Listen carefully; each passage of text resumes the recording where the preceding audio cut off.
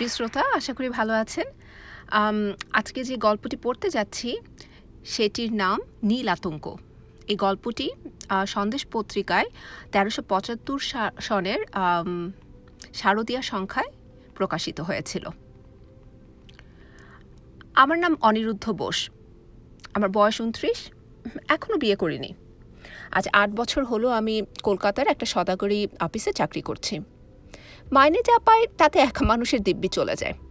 সর্দারশঙ্কর রোডে একটা ফ্ল্যাট ভাড়া নিয়ে আছি। দোতলায় দুখানা ঘর, দক্ষিণ খোলা। ২ বছরই হলো একটা অ্যাম্বাসেডর গাড়ি কিনেছি, সেটা আমি নিজেই চালাই। অফিসের কাজের বাইরে একটু আধটু সাহিত্য করার শখ আছে। আমার ৩খানা গল্প বাংলা মাসিক পত্রিকায় বেরিয়েছে, চেনা মহলে প্রশংসাও পেয়েছে। তবে এটা আমি জানি যে কেবলমাত্র লিখে রোজগার করার ক্ষমতা আমার নেই। গত কয়েক মাসে লেখা একদম হয়নি, তবে বই পড়েছি অনেক, আর তা সবই বাংলাদেশের নীলের চাষ সম্পর্কে। এই বিষয়ে এখন আমাকে একজন অথরিটি বলা চলে। কবে সাহেবরা এসে আমাদের দেশে প্রথম নীল চাষ শুরু করলো, আমাদের গ্রামের লোকদের উপর তারা কীরকম অত্যাচার করত, কিভাবে নীল বিদ্রোহ হলো এবং সবশেষে কিভাবে জার্মানি কৃত্রিম উপায়ে নীল তৈরি করার ফলে এ দেশ থেকে নীলের পাট উঠে গেল, এই সবই এখন আমার নখদর্পণে। যে সাংঘাতিক অভিজ্ঞতার ফলে আমার মনে নীল সম্পর্কে এই কৌতূহল জাগলো, সেটা বলার জন্যই আজ লিখতে বসেছি। এখানে আগে আমার ছেলেবেলার কথা একটু বলা দরকার। আমার বাবা মুঙ্গেরে নামকরা ডাক্তার ছিলেন, ওখানেই আমার জন্ম, আর ওখানের এক মিশনারি স্কুলে আমার ছেলেবেলার পড়াশোনা। আমার এক দাদা আছেন, আমার চেয়ে ৫ বছরের বড়। তিনি বিলেতে গিয়ে ডাক্তারি পাশ করে লন্ডনের কাছে গোল্ডার স্ক্রিন বলে একটা জায়গায় হাসপাতালের সঙ্গে যুক্ত হয়ে কাজ করছেন। দেশে ফেরার বিশেষ ইচ্ছে আছে বলে মনে হয় না। আমার যখন ১৬ বছর বয়স, তখন বাবা মারা যান। তার কয়েক মাস পরেই আমি মাকে নিয়ে কলকাতায় এসে আমার বড় মামা বাড়িতে উঠি। মামা বাড়িতে থেকে আমি সেন্ট জেভিয়ার্স থেকে বিএ পাশ করি। তারপর একটা সাময়িক ইচ্ছে হয়েছিল সাহিত্যিক হবার, কিন্তু মার ধমকানিতে চাকরির চেষ্টা দেখতে হলো। বড় মামার সুপারিশেই চাকরিটা হলো, তবে আমারও যে কিছুটা কৃতিত্ব ছিল না তা নয়। ছাত্র হিসেবে আমার রেকর্ডটা ভালোই, ইংরেজিটাও বেশ গড়গড় করে বলতে পারি। আর তাছাড়া আমার মধ্যে একটা আত্মনির্ভরতা ও স্মার্টনেস আছে, যেটা ইন্টারভিউর সময় আমাকে নিশ্চয়ই সাহায্য করেছিল।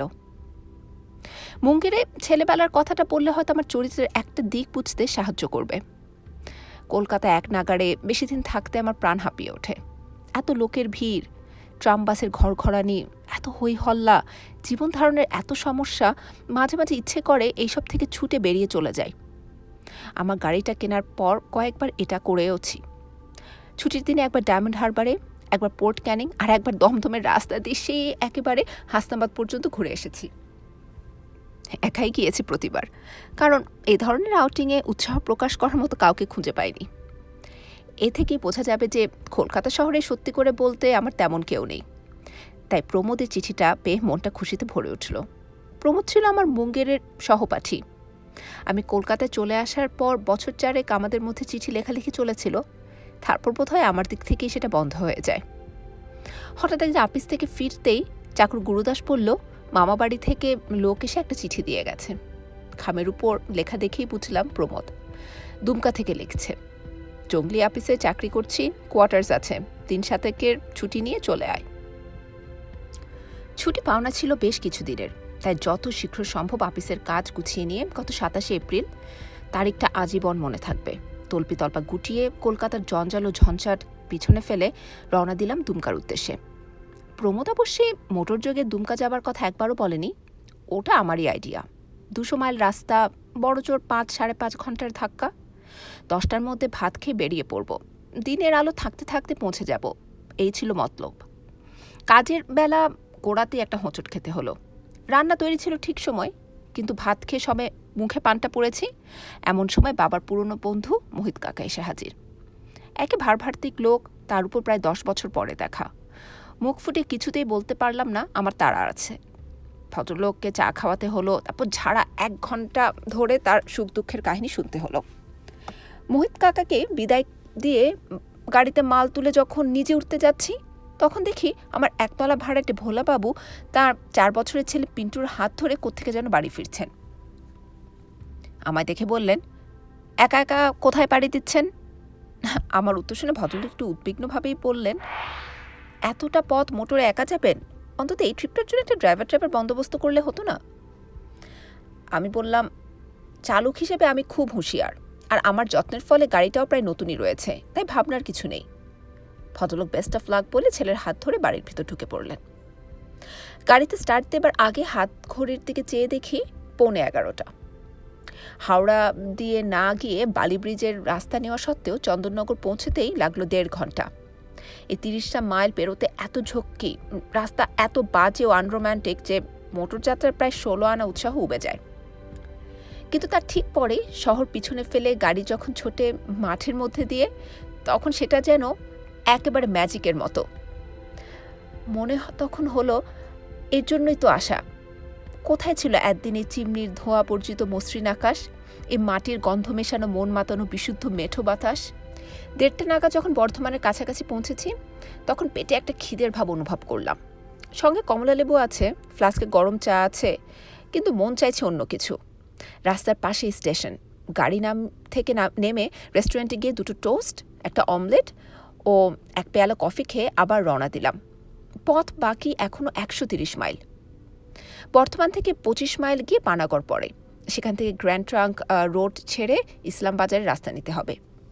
ইসলামবাজার থেকে সিউড়ি হয়ে ম্যাসাঞ্জোর পেরিয়ে দুমকা। পানাগড়ের মিলিটারি ক্যাম্পগুলো সবে দৃষ্টিগোচর হয়েছে। এমন সময় আমার গাড়ির পিছনের দিক থেকে একটা বেলুন ফাটার মতো শব্দ হলো, আর সেই সঙ্গে গাড়িটা একপাশে একটু কেদরে গেল, কারণ অবশ্যই সহজেই বোধগম্য। গাড়ি থেকে নেমে সামনের দিকে চেয়ে বুঝতে পারলাম শহর এখনো কয়েক মাইল দূরে।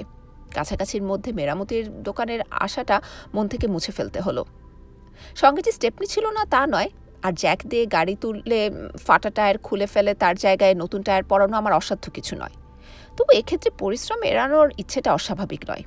আর গ্র্যান্ড ট্রাঙ্ক রোডের মাঝখানে দাঁড়িয়ে গাড়িতে টায়ার পরাবো, পাশ দিয়ে হুস হুস করে অন্য কত গাড়ি বেরিয়ে যাবে, আর আমার শোচনীয় হাস্যকর অবস্থাটা তারা দেখে ফেলবে, এটা ভাবতে মোটেই ভালো লাগছিল না। কিন্তু কি আর করা, 10 মিনিট এদিক ওদিক চেয়ে ঘোরাফেরা করে গঙ্গাপোলে কাজে লেগে পড়লাম।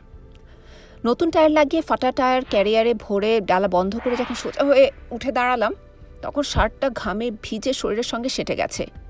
ঘড়িতে দেখি 2:30টা বেজে গেছে। আবহাওয়াতে একটা গুমোট ভাব। ঘণ্টাখানেক আগেও সুন্দর হাওয়া বইছিল। গাড়ি থেকে দেখছিলাম বাঁশঝাড়ের মাথাগুলো নুয়ে নুয়ে পড়ছে। এখন চারিদিক থমথমে। গাড়িতে ওঠার সময় পশ্চিমের আকাশের নিচের দিকে দূরের গাছপালার মাথায় একটা কালচে নীলের আভাস লক্ষ্য করলাম। মেঘ? ঝড়ের মেঘ কি? কালবৈশাখী? ভেবে লাভ নেই। স্পিডোমিটারের কাঁটা আরও চড়াতে হবে। ফ্লাস্কটা খুলে খানিকটা গরম চা মুখে ঠেলে আবার রওনা দিলাম। ইসলামবাজার পেরোতে না পেরোতে ঝড়টা এসে পড়ল। ঘরে বসে যে জিনিস চিরকাল সানন্দে উপভোগ করেছি, যার সঙ্গে তাল মিলিয়ে ভাব মিলিয়ে রবীন্দ্রনাথের কবিতা আবৃত্তি করেছি, গান করেছি, সেই জিনিসই খোলা মাঠের মধ্যে পিচের রাস্তায় চলন্ত গাড়িতে যে কি বিভীষিকার সৃষ্টি করতে পারে তা কল্পনা করতে পারি না। ওটাকে প্রকৃতির একটা শয়তানি বলে মনে হয়। অসহায় মানুষকে এক নির্মম রসিকতায় নাজেহাল করার ভাব নিয়ে যেন এই বাজের খেলা। এদিক ওদিকে আচমকা বৈদ্যুতিক স্বরনিক্ষেপ, আর পরমুহূর্তেই কর্ণপটা বিদীর্ণ করে দামামা গর্জন। গুড় গুড় গুড় গুড় গুড় গুড় কর কর করাত। এক এক সময় মনে হচ্ছে আমার এই নিরীহ অ্যাম্বাসেডর গাড়িকেই ত্যাগ করে বিদ্যুৎ বান নিক্ষিপ্ত হচ্ছে, এবং আরেকটু মনোযোগ দিয়ে কাজ করলেই লক্ষ্যভেদ হয়ে যাবে। এই দুর্যোগের মধ্যে কোনো মতে যখন সিউড়ি ছাড়িয়ে ম্যাসেঞ্জরের পথে পড়েছি, তখন হঠাৎ একটা বিস্ফোরণের শব্দ হলো, যেটাকে কোনো মতে বজ্রপাত বলে ভুল করা চলে না। বুঝলাম আমার গাড়ির আরেকটা টায়ার কাজে ইস্তফা দিলেন। হাল ছেড়ে দিলাম। মুষলধারে বৃষ্টি শুরু হয়েছে। ঘড়িতে 5:30। গত 20 মাইল স্পিডোমিটারের কাঁটা 15 থেকে 25-এর মধ্যে রাখতে হয়েছে, না হলে এতক্ষণ ম্যাসেঞ্জর ছাড়িয়ে যাবার কথা। কোথায় এসে পৌঁছলাম? সামনের দিকে চেয়ে কিছু বোঝবার উপায় নেই। কাচের উপর জলপ্রপাত, ওয়াইপারটা সপাত সপাত শব্দ করে চলছে, কিন্তু সেটাকে কাজ না বলে খেলা বলাই ভালো। নিয়ম মতো এপ্রিল মাসে এখনো সূর্য থাকার কথা, কিন্তু ভাব দেখে মনে হয় রাত হলো বলে। আমার ডান পাশের দরজাটা একটু ফাঁক করে বাইরের দিকে চাইলাম। যা দেখলাম তাতে মনে হলো কাছাকাছির মধ্যে ঘনবসতি না থাকলেও 2-1টা পাকা বাড়ি যেন গাছপালার ফাঁক দিয়ে দেখা যাচ্ছে। গাড়ি থেকে নেমে যে একটু এদিক ওদিক ঘুরে দেখব তার উপায় নেই। তবে সেটা না দেখেও যে জিনিসটা বলা যায় সেটা হলো এই যে মাইলখানেকের মধ্যে বাজার বা দোকান বলে কোনো পদার্থ নেই, আর আমার সঙ্গে বাড়তি টায়ারও আর নেই। মিনিট 15 গাড়িতে বসে থাকার পর একটা প্রশ্ন মনে জাগলো, এতখানি সময়ের মধ্যে একটি গাড়ি বা একটি মানুষও আমার গাড়ির পাশ দিয়ে গেল না, তবে কি ভুল পথে এসে পড়েছে? সঙ্গে রোড ম্যাপ আছে, সিউড়ি পর্যন্ত ঠিকই এসেছি জানি, কিন্তু তারপরে যদি কোনো ভুল রাস্তায় মোড় ঘুরে থাকি, এই চোখ ধাঁধানো বৃষ্টিতে সেটা খুব অস্বাভাবিক নয়। কিন্তু যদি ভুল হয়ে থাকে, এটা তো আফ্রিকা বা দক্ষিণ আমেরিকার জঙ্গল নয় যে দিশেহারা হয়ে পড়তে হবে। যেখানেই এসে থাকি না কেন, এটা বীরভূমেরই মধ্যে। শান্তিনিকেতন থেকে মাইল 50-এর বেশি দূর নয়। বৃষ্টি থামলেই সব মুশকিল আসান হয়ে যাবে। এমনকি হয়তো মাইল খানেকের মধ্যে একটা গাড়ি মেরামতের দোকানও পেয়ে যাব। পকেট থেকে হুইলসের প্যাকেট আর দেশলাই বের করে একটা সিগারেট ধরালাম। ভোলাবাবুর কথা মনে পড়ল। নিশ্চয়ই ভদ্রলোক ভুক্তভোগী, নইলে এমন খাঁটি উপদেশ দেন কি করে? ভবিষ্যতে প্যাক প্যাক প্যাক একটা তন্দ্রার ভাব এসে গিয়েছিল। হর্নের শব্দে জেগে উঠে বসলাম। বৃষ্টিটা একটু ধরেছে, তবে অন্ধকার গাঢ়তর। Pack pack pack.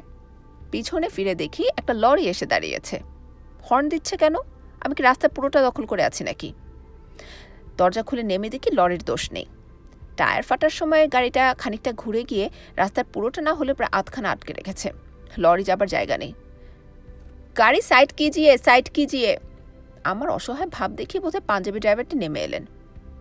কেয়া হুয়া, পাংচার? আমি ফরাসি কায়দায় কাঁধ দুটোকে একটু উঁচিয়ে আমার শোচনীয় অবস্থা বুঝিয়ে দিলাম।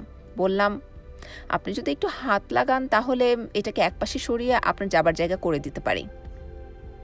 এবার লরি থেকে পাজি সহকারী নেমে এলেন। তিনজনে ঠেলে স্টিয়ারিং ঘুরিয়ে গাড়িটাকে একপাশে করে দিলাম। তারপর জিজ্ঞেস করে জানলাম যে এটা দুমকার রাস্তা নয়, আমি ভুল পথে এসে গেছি। তবে সেটা মাইল 3 বেশি নয়। কাছাকাছির মধ্যে সারানোর কোনো দোকান নেই। লরি চলে গেল, আর তার ঘর ঘর শব্দ মিলে আসার সঙ্গে সঙ্গে একটা বিশাল নৈশব্দের সৃষ্টি হলো। আর আমি বুঝলাম যে আমি অকুল পাথারে পড়েছি। আজ রাতের মধ্যে দুমকা পৌঁছানোর বিন্দুমাত্র সম্ভাবনা নেই, এবং রাতটা কিভাবে কাটবে তার কোনো ইঙ্গিত নেই। আশেপাশে ডোবা থেকে ব্যাঙের কোরাস আরম্ভ হয়েছে। বৃষ্টিটা কমের দিকে। অন্য সময় হলে মাটি সোদা গন্ধে মনটা মেতে উঠত, কিন্তু এই অবস্থায় নয়। আবার গাড়িতে উঠলাম, কিন্তু তাতেই বা কি লাভ? হাত পা ছড়িয়ে আরাম করার পক্ষে অ্যাম্বাসেডর গাড়ির মতো অনুপযুক্ত আর কিছু কি আছে? বোধ হয় না। আরেকটা সিগারেট ধরাতে যাব, এমন সময় হঠাৎ পাশের জানলা দিয়ে একটা ক্ষীণ আলো এসে স্টিয়ারিং হুইলটার উপর পড়ল। আবার দরজা খুলে গলা বাড়িয়ে দেখি গাছের ফাঁক দিয়ে একটা আলোর চতুষ্কোণ দেখা যাচ্ছে। বোধহয় জানলা। ধোঁয়ার কারণ আগুন, কেরোসিনের আলোর কারণ মানুষ। কাছাকাছি বাড়ি আছে এবং তাতে মানুষ আছে। টর্চটা নিয়ে গাড়ি থেকে নেমে পড়লাম। আলোর দূরত্ব বেশি নয়, আমার উচিত এগিয়ে গিয়ে অনুসন্ধান করা। একটা রাস্তাও রয়েছে, অপরিসর পথ, সেটা বোধহয় আলোরই দিকে গেছে। আমি যে রাস্তায় আছি সেটা এসে পড়েছে। পথের দুপাশে গাছপালার বন, তলার দিকে আগাছার জঙ্গল। কুছ পরোয়া নেই। গাড়ির দরজা লক করে রওনা দিলাম। যতদূর সম্ভব খানাখন্দ বাঁচিয়ে জলকাদার মধ্যে দিয়ে ছপাত ছপাত করে খানিকটা দূর হেঁটে একটা তেঁতুল গাছ পেরোতেই বাড়িটা চোখে পড়ল। বাড়ি বলা ভুল হবে, একখানা কি 1.5খানা ইটের ঘরের উপর একটা টিনের চালা। ফাঁক করা দরজা দিয়ে ঘরের ভিতরে দেখি একটা জ্বালানো লণ্ঠন, একটা ধোঁয়াটে ভাব, আর একটা খাটিয়ার কোণ লক্ষ্য করলাম। কই হ্যাঁ? একটা মাঝবয়সী বেটে গোফালা লোক বেরিয়ে এসে আমার টর্চের আলোর দিকে ভুরু কুচকে চাইল। আমি আলোটা নামিয়ে নিলাম। কাহা সে আয়া বাবু? আমার দুর্ঘটনার কথা সংক্ষেপে বর্ণনা করে বললাম, এখানে কাছাকাছির মধ্যে রাত কাটানোর কোনো বন্দোবস্ত হতে পারে? যা পয়সা লাগে আমি দেব। ডাক বাংলা মেয়ে? ডাক বাংলো? সে আবার কোথায়? প্রশ্ন মনে আসার সঙ্গে সঙ্গে আমার বোকামোটা বুঝতে পারলাম। এতক্ষণ কেবল লণ্ঠন আর টর্চের আলোর দিকে দৃষ্টি থাকার ফলে আশেপাশে কি আছে দেখিনি। এবার টর্চটাকে ঘুরিয়ে আমার বাঁ দিকে ফেলতে একটা বেশ বড় একতলা পুরনো বাড়ি চোখে পড়ল। সেটা দেখিয়ে বললাম, এটাই ডাক বাংলো? হ্যাঁ বাবু, লেকিন বিস্তারা উস্তারা কুছ নেই হ্যাঁ, খানা ভি নেই মিলেগা। বিছানা আমার সঙ্গেই আছে। খাট হবে তো? খাটিয়া হোগা। আর তোমার ঘরে তো উনুন ধরিয়েছ দেখছি, তুমি নিজে খাবে নিশ্চয়ই। লোকটা হেসে ফেলল। তার হাতের শেখা মোটা রুটি আর তার বউয়ের রান্না উড়ুৎকা ডাল কি আমার চলবে? বললাম, খুব চলবে। সব রকম রুটি আমার চলে, আর উড়ুদকা ডাল তো আমার অতি প্রিয় খাদ্য। এককালে কি ছিল জানি না, এখন নামেই ডাক বাংলো। তবে পুরনো সাহেবী আমলের বাড়ি, তাই ঘরের সাইজ বড় আর সিলিংটা পেল্লাই উঁচু। আসবাব বলতে একটি পুরনো নেয়ারের খাট, একপাশে একটা টেবিল, আর তার সামনে হাতল ভাঙা একটা চেয়ার। চৌকিদার আমার জন্য একটা লণ্ঠন জ্বালিয়ে এনে টেবিলের উপর রাখলো। বললাম, তোমার নাম কি হে? সুখনরাম বাবুজি। এ বাংলায় লোকজন কোনো কালে এসেছে না আমিই প্রথম? সুখনরামের রসবোধ আছে, সে হেসে ফেলল। বললাম, ভূতটুত নেই তো? আরে রাম রাম, কত লোকই তো এসে থেকে গেছে, কই এমন অপবাদ তো কেউ দেয়নি। এ কথা একটু যে আশ্বস্ত হয়নি তা বলতে পারি না। ভূতে বিশ্বাস করি বা না করি, এটুকু অন্তত জানি যে যদি ভূত থাকে এ বাংলোতে তাহলে সে সবসময়ই থাকবে, আর না থাকলে কোনো সময়ই থাকবে না। বললাম, এটা কতদিনের পুরনো বাড়ি? সুখন আমার বেডিং খুলে দিতে দিতে বলল, पहले ये नील कोठी था, एक नील का फैक्ट्री भी था नजदीक में, उसका एक चिमनी अभी तक खड़ा है और सब टूट गया। এই অঞ্চলে যে এককালে নীলের চাষ হতো সেটা জানতাম। মুঙ্গেরের আশেপাশেও ছেলেবেলায় পুরনো ভাঙা নীল কুঠি দেখেছি। শুকনে তৈরি রুটি আর কলাইয়ের ডাল খেয়ে নেয়ারের খাটে বিছানা পেতে যখন শুলাম, তখন রাত 10:30। প্রমোদকে আজ বিকেলে পৌঁছবো বলে টেলিগ্রাম করেছিলাম। ও একটু চিন্তিত হবে নিশ্চয়ই, কিন্তু সে নিয়ে ভেবে লাভ নেই। একটা আস্তানা যে পেয়েছি এবং বেশ সহজেই পেয়েছি, সেটা কম ভাগ্যের কথা নয়। ভবিষ্যতে ভোলাবাবুর উপদেশ মেনে চলব, উচিত শিক্ষা হয়েছে আমার। তবে এটাও ঠিক যে এমনি শেখার চেয়ে ঠেকে শেখার দাম অনেক বেশি। লণ্ঠনটা পাশের বাথরুমে রেখে এসেছি। দরজার ফাঁক দিয়ে যেটুকু আলো এসেছে তাই যথেষ্ট। ঘরে বেশি আলো থাকলে আমার ঘুম আসে না, অথচ এখন যে জিনিসটার সবচেয়ে বেশি দরকার সেটা হলো ঘুম। গাড়ি থেকে জিনিসপত্র সব বার করে নিয়ে সেটা লক করে এসেছি বলাই বাহুল্য। এটুকু জোর গলায় বলতে পারি যে আজকালকার দিনে কলকাতার রাস্তায় গাড়ি ফেলে রাখা যতটা বিপজ্জনক, গ্রামের রাস্তায় তার চেয়ে হয়তো কিছুটা কমই। বাইরে বৃষ্টির শব্দ থেমে গেছে। ব্যাঙ আর ঝিঝির সমবেত কণ্ঠস্বরে রাত মুখর হয়ে উঠেছে। শহরের জীবনটা এত দূরে আর এত পিছনে সরে গেছে যে সেটাকে একটা প্রাগৈতিহাসিক পর্ব বলে মনে হচ্ছে। নীলকুঠি, দীনবন্ধু মিত্রের নীলদর্পণ নাটকের কথা মনে পড়ল। কলেজে থাকতে অভিনয় দেখেছিলাম কর্নওয়ালি স্ট্রিটের কোনো এক পেশাদারি থিয়েটারে। ঘুমটা হঠাৎ ভেঙে গেল, কতক্ষণ পরে তা জানি না। দরজাটা খচমচ শব্দ হচ্ছে, ভেতরে হুড়কো দেওয়া। বুঝলাম বাইরে থেকে কুকুর বা শেয়াল জাতীয় একটা কিছু নখ দিয়ে সেটাকে আঁচড়াচ্ছে। মিনিটখানিক পরে আওয়াজটা থেমে গেল, আবার সব চুপচাপ। চোখ বুঝলাম, কিন্তু সে অল্পক্ষণের জন্য। একটা কুকুর এসে ডেকে ঘুমটা একেবারে ছাড়িয়ে দিল। বাংলার গ্রাম্য নেড়িকুত্তার ডাক এটা নয়, এ হলো বিলিতি হাউন্ডের হুঙ্কার। এটা আমার অচেনা নয়। মুঙ্গেরে আমাদের বাড়ির 2টো বাড়ি পরে মার্টিন সাহেবের বাড়ি থেকে রাত্রে এই ডাক শুনতে পেতাম। এ তল্লাটে এমন কুকুর কে পুষবে? একবার মনে হলো উঠে গিয়ে দরজা খুলে দেখি, কারণ কুকুরটা ডাক বাংলোর খুব কাছেই রয়েছে বলে মনে হচ্ছে। তারপর মনে হলো সামান্য একটা কুকুরের ডাক নিয়ে এতটা মাথা ঘামানোর কোনোই মানে হয় না। তার চেয়ে আবার ঘুমানোর চেষ্টা করে দেখা যাক। রাত কটা হলো? জানলা দিয়ে অল্প চাঁদের আলো আসছে। শো অবস্থাতে বাঁ হাতটা তুলে মুখের সামনে আনতে বুকটা ধড়াস করে উঠল। হাতে ঘড়ি নেই, অথচ অটোমেটিক ঘড়ি যত পরে থাকা যায় ততই ভালো বলে ওটা শোয়ার সময় কখনো খুলে শুই না। ঘড়ি কোথায় গেল? শেষটায় কি ডাকাতের আস্তানায় এসে পড়লাম নাকি? তাহলে আমার গাড়ির কি হবে? বালিশের পাশে হাতড়িয়ে টর্চটা খুঁজতে গিয়ে দেখি সেটাও নেই। এক লাফে বিছানা থেকে উঠে মাটিতে হাঁটু গেড়ে বসে খাটের নিচে তাকিয়ে দেখি সুটকেসটাও উধাও। মাথা গরম হয়ে এলো, এটা একটা বিহিত করতেই হবে। হাঁক দিলাম, চৌকিদার। কোনো উত্তর নেই। বারান্দায় যাব বলে দরজার দিকে এগিয়ে খেয়াল হলো যে হুড়কোটাকে যেমনভাবে লাগিয়ে শুয়েছিলাম ঠিক তেমনই আছে, জানালাতেও গরাদ। তবে চোর এলো কোথা দিয়ে? দরজা হুড়কোটা খুলতে আমার নিজের হাতের উপর চোখ পড়তে কেমন জানি খটকা লাগলো। হাতে কি দেয়াল থেকে চুন লেগেছে, না পাউডার জাতীয় কিছু? এমন ফ্যাকাশে লাগছে কেন? আর আমি তো গেঞ্জি পরে শুয়েছিলাম, তাহলে আমার গায়ে লম্বা হাতা সিল্কের শার্ট কেন? মাথা ঝিমঝিম করতে লাগলো। দরজা খুলে বাইরে এলাম। চৌকিদার। নিজের গলার স্বর চিনতে পারলাম না, উচ্চারণও না। যতই মিশনারি স্কুলে পড়ি না কেন, বাংলা উচ্চারণে উগ্র সাহেবিয়ানা আমার কোনো দিন ছিল না। আর চৌকিদারি বা কোথায়, আর কোথায় বা তার ঘর? বাংলোর সামনে ধুধু করছে মাঠ, দূরে আবছা একটা বাড়ি দেখা যাচ্ছে, তার পাশে একটা চিমনির মতো স্তম্ভ, চারিদিকে অস্বাভাবিক নিস্তব্ধতা। আমার পরিবেশ বদলে গেছে, আমি নিজেও বদলে গেছি। ঘর্মাক্ত অবস্থায় ঘরে ফিরে এলাম।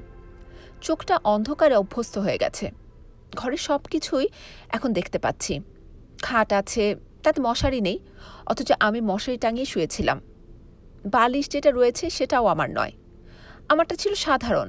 এটার পাশে পাহাড়ের কুঁচি দেওয়া বর্ডার। খাটের ডান দিকের দেয়ালের সামনে সেই টেবিল, সেই চেয়ার, কিন্তু তাতে প্রাচীনত্বের কোনো চিহ্ন নেই। আবছা আলোতেও তার বার্নিশ করা কাঠটা চকচক করছে। টেবিলের উপর রাখা রয়েছে লণ্ঠন নয়, পাহাড়ের শেডওয়ালা কাজ করা কেরোসিন ল্যাম্প। আরও জিনিসপত্র রয়েছে ঘরে, সেগুলো ক্রমে দৃষ্টিগোচর হলো। এক কোনায় দুটো ট্রাঙ্ক, দেয়ালে একটা আলনা, তা থেকে ঝুলছে একটা কোট, একটা অদ্ভুত অচেনা ধরনের টুপি আর একটা হান্টার চাবুক। আলনার নিচে একজোড়া হাঁটু অবধি উঁচু জুতো, যাকে বলে গলশেস। জিনিসপত্র ছেড়ে আরেকবার আমার নিজের দিকে দেখলাম। এর আগে শুধু সিল্কের শার্টটা লক্ষ্য করেছিলাম, এখন দেখলাম তার নিচে রয়েছে সরু চাপা প্যান্ট, আরও নিচে মোজা, পায়ে জুতো নেই। তবে খাটের পাশেই দেখলাম একজোড়া কালো চামড়ার বুট রাখা রয়েছে। আমার ডান হাতটা এবার আমার মুখের উপর বুলিয়ে বুঝতে পারলাম শুধু গায়ের রং ছাড়াও আমার চেহারায় আরও পরিবর্তন হয়েছে। এত চোখা নাক, এত পাতলা ঠোঁট আর সরু চোয়াল আমার নয়। মাথায় হাত দিয়ে দেখি ঢেউ খেলানো চুল পিছনে কাঁধ অবধি নেমে এসেছে। কানের পাশে ঝুলপি নেমে এসেছে প্রায় চোয়াল পর্যন্ত। বিস্ময় আতঙ্কের সঙ্গে সঙ্গে উগ্র কৌতূহল হলো আমার নিজের চেহারাটা দেখার জন্য।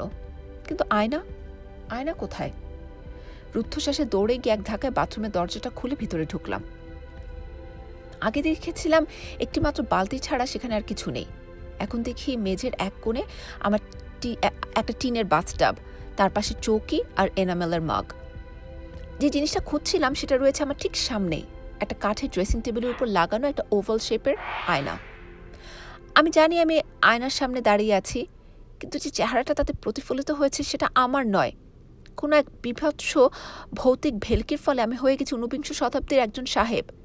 তার গায়ের রং ফ্যাকাশে ফর্সা, চুল সোনালি, চোখ কটা, আর সে চোখের চাহনিতে ক্লেশের সঙ্গে কাঠিন্যের ভাব অদ্ভুতভাবে মিশেছে। কত বয়স এই সাহেবের? 30-এর বেশি নয়, তবে দেখে মনে হচ্ছে হয় অসুস্থতা কিংবা অতিরিক্ত পরিশ্রমের জন্য অকালে বার্ধক্যের ছাপ পড়েছে। কাছে গিয়ে আরও ভালো করে আমার মুখটা দেখলাম। যে থাকতে থাকতে একটা গভীর দীর্ঘশ্বাস বুকের ভেতর থেকে উঠে এলো। ওহ, এ কণ্ঠস্বর আমার নয়। এই দীর্ঘশ্বাসও সাহেবেরই মনের ভাব ব্যক্ত করছে, আমার নয়।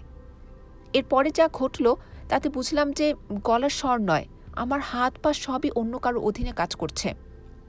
কিন্তু আশ্চর্য এই যে আমি অনিরুদ্ধ বোস যে বদলে গেছি সে জ্ঞানটা আমার আছে, অথচ এই পরিবর্তনটা ক্ষণস্থায়ী না চিরস্থায়ী, এ থেকে নিজের অবস্থায় ফিরে আসার কোনো উপায় আছে কিনা তা আমার জানা নেই। বাথরুম থেকে শোয়ার ঘরে ফিরে এলাম। আবার রাইটিং টেবিলের দিকে চোখ পড়ল। ল্যাম্পটা এখনও জ্বলছে। ল্যাম্পের নিচে খোলা অবস্থায় একটা চামড়া দিয়ে বাঁধানো খাতা, তার পাশে একটা দোয়াতে ডোবানো রয়েছে একটা খাগের কলম। টেবিলের দিকে এগিয়ে গেলাম। খোলা পাতায় কিছু লেখা হয়নি। কোনো এক অদৃশ্য শক্তি আমাকে চেয়ারে বসিয়ে দোয়াত থেকে কলমটা আমার ডান হাতে তুলে দিল। সে হাত এবার বাঁ দিকে সাদা পাতার দিকে অগ্রসর হলো। ঘরের নিস্তব্ধতা ভেদ করে খসখস করে শব্দ করে খাগের কলম লিখে চলল। 27 এপ্রিল 1868। কানের কাছে আবার সে রাক্ষসে মশার বিন বুননি আরম্ভ হয়েছে। শেষটাই সামান্য একটা পোকার হাতে আমার মতো একটা জাদ্রেল ব্রিটিশারকে পরাহত হতে হলো। ভগবানের এ কেমন বিধি! এরিক পালিয়েছে, পার্সি আর টোনিও আগেই ভেগেছে। আমার বোধহয় এদের চেয়েও বেশি টাকার লোভ, তাই বারবার ম্যালেরিয়ার আক্রমণ সত্ত্বেও নীলের মোহ কাটাতে পারিনি। না, শুধু তাই নয়, ডায়েরিতে মিথ্যা কথা বলা পাপ।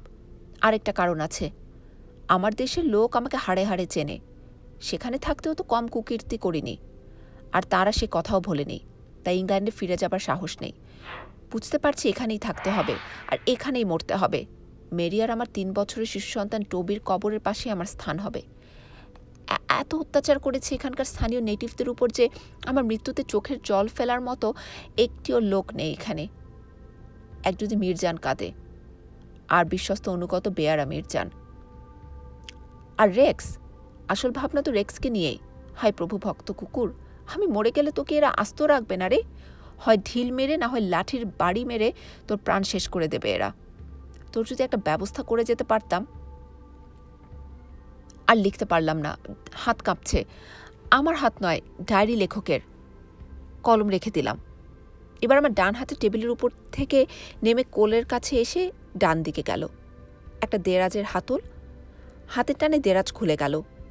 ভিতরে একটা পিন কুশন, একটা পিতলের পেপার ওয়েট, একটা পাইপ, কিছু কাগজপত্র। আরও খানিকটা খুলে গেল দেরাজ। একটা লোহার জিনিস চকচক করে উঠল। পিস্তল, তার হাতলে হাতের কাজ করা। আমার হাত পিস্তলটা বার করে নিল। হাতের কাঁপুনি থেমে গেল। বাইরে শেয়াল ডাকছে। সেই শেয়ালের ডাকের প্রত্যুত্তরেই যেন গর্জে উঠল হাউন্ডের কণ্ঠস্বর, ঘেউ ঘেউ ঘেউ। চেয়ার ছেড়ে উঠে দরজার দিকে গেলাম। দরজা খুলে বাইরে। সামনের মাঠে চাঁদের আলো। বাংলোর বারান্দা থেকে হাত পিষে দূরে ছাই রঙের একটা প্রকাণ্ড গ্রে হাউন্ড খাসির উপর দাঁড়িয়ে আছে। আমি বাইরে আসা মাত্র আমার দিকে ফিরে লেজ নাড়তে লাগলো। রেক্স! সেই গম্ভীর ইংরেজ কণ্ঠস্বর। দূরে বাঁশবন ও নীলের ফ্যাক্টরির দিক থেকে ডাকটা প্রতিধ্বনিত হয়ে এলো, রেক্স, রেক্স, রেক্স। রেক্স এগিয়ে এলো, তার লেজ নড়ছে।